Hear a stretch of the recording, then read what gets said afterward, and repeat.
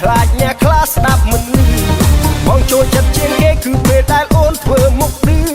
ធ្វើឲ្យបងព្រឺសំបល់ជីងគួងដៃទន់ស្រលូនកាន់ iPhone សាយក្អាស់ក្អាយឃើញអូនសប្បាយបងក៏បានរំសាយទុកយើងស្គាល់គ្នាដំបូងគឺស្គាល់នៅក្នុង Facebook ដល់ពេលបានជួបមុខបងលងស្នេហ៍ដកមិនរួច I love my girlfriend នាង sexy មែនតែអ្នកណាក៏ច្រណែន